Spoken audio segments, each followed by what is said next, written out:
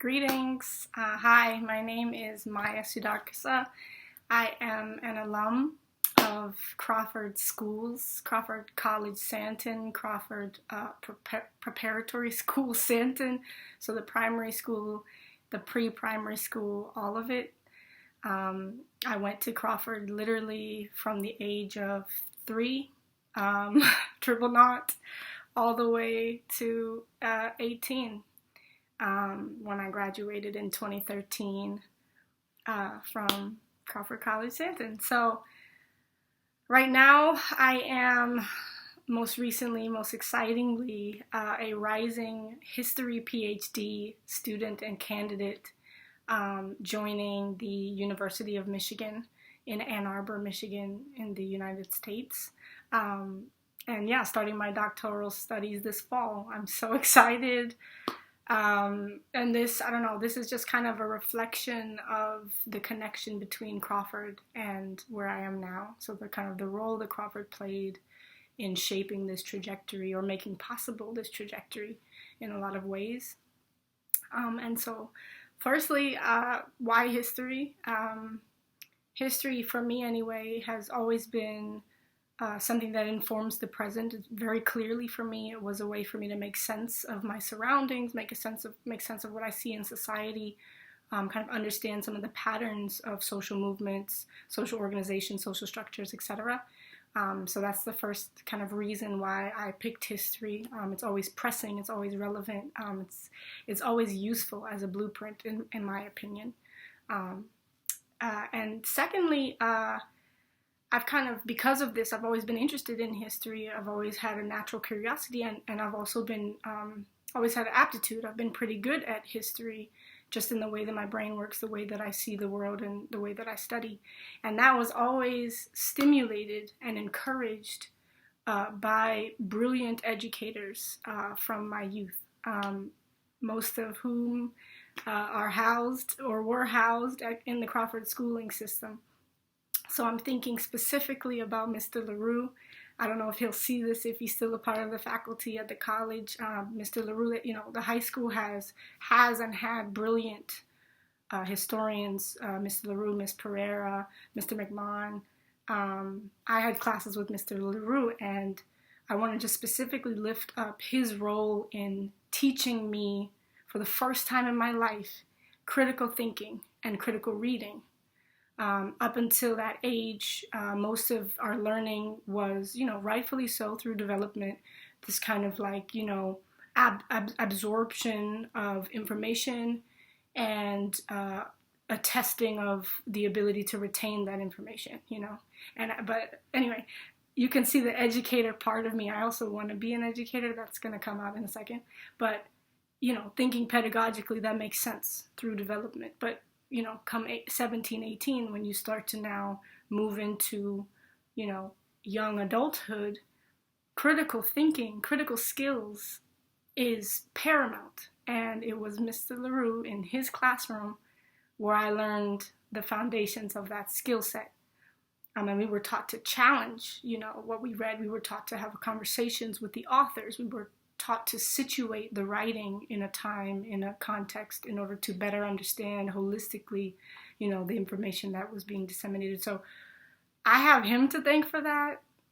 I just wanted to lift that up because moving on to Vassar College, my undergraduate school in upstate New York, the whole experience was about critical reading, reading, writing, thinking, discussions, debates, etc. But he planted the seeds. So I wanted to lift that up first. That's a clear connection back to Crawford. Secondly, I want to talk about the beauty of the kind of melting pot, South African new emerging society, understanding the history of South Africa is also a part of it, which we had no shortage of education and rhetoric and integrity around understanding South Africa's difficult past and the ways that shows up in its present and makes way for its future. But at Crawford, there also was this real embrace of multiculturality, internationality, which made it possible for me, my siblings, my family, families from all over the world, and different racial, ethnic, religious backgrounds, gender expressions, sexuality, all different types of identities, to share a learning space and learn from each other and gain from each other and share with each other. And so it's funny that, of course, there was space to grapple, I think, a bit more deeply with the harder questions around difference in society. But I will say that the experience that I had just with friends, just with the teachers, with the visually seeing the diversity of students in the student body, created a kind of naivety for me, that, like a healthy naivety that caused an outrage in my spirit when I was faced with some of the harsher political, socio-political challenges in the United States. So coming home, I was born in the United States, raised in South Africa. Coming home was really a hard thing for me to do and to see. A lot of the protests, a lot of the issues around police brutality, race and racism, all of which exist globally, okay, mind you. But, coming out of my Crawford education, having lived and loved with all kinds of people, I was really heartbroken. And more than that, I was spurred to action. And so my commitment to history actually fell in my lap when I got to school. I applied to undergrad to do theater. Some of the teachers might remember that I acted, here and there in my high school career and before.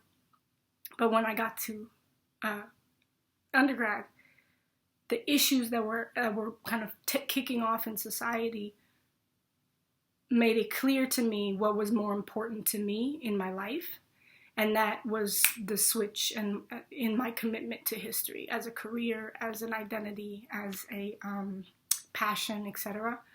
But again, it was having seen a different way, right?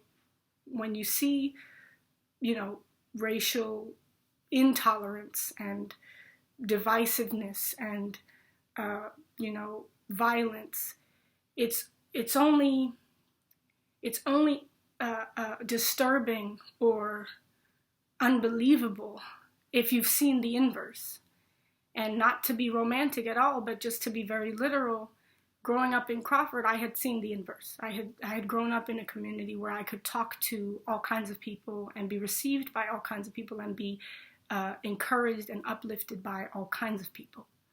So that's a second huge, I think, connection that I wanted to make clear here today. And the third thing, similarly, is I have this international perspective, which of course I have to give credit to my own parents who made the choice, to move us halfway across the world on this adventure to see a different kind of lifestyle and set of opportunities for us, for their children.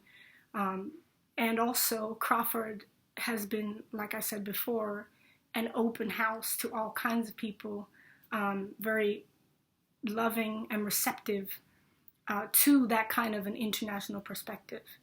And so, even in our studies, even in the history studies, there was a globalism in approach, which I really appreciate. I think has also made a world of difference as I look at the world, as I study the world now. And as an aside, this is just a funny connection.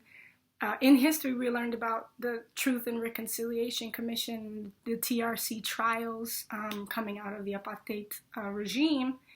And I now am interested in restorative justice as a movement to kind of grapple with understandings of democracy and justice in the United States. But South Africa is a global model for having achieved restorative justice in that sense.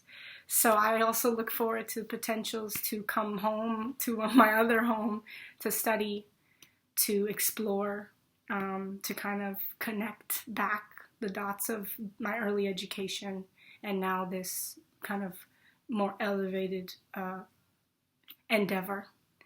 And so I'll stop there. I know this was a handful. I don't know how much of this is really useful, but I just want to say from the bottom of my heart, I'm thinking of the Crawford community. I'm grateful to all of the people who poured into me before any of us knew kind of what it would become, what it would develop into. I look forward to, like I said, coming back, sharing more in the future, connecting more, giving back, being as involved as I can as an alumna of the Crawford schooling system.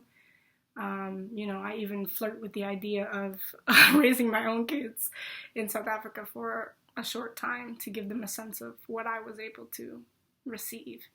So I'm sending a lot of positivity, a lot of light. Wish me luck on my amazing adventure, and I hope you all are taking great care during these unprecedented times.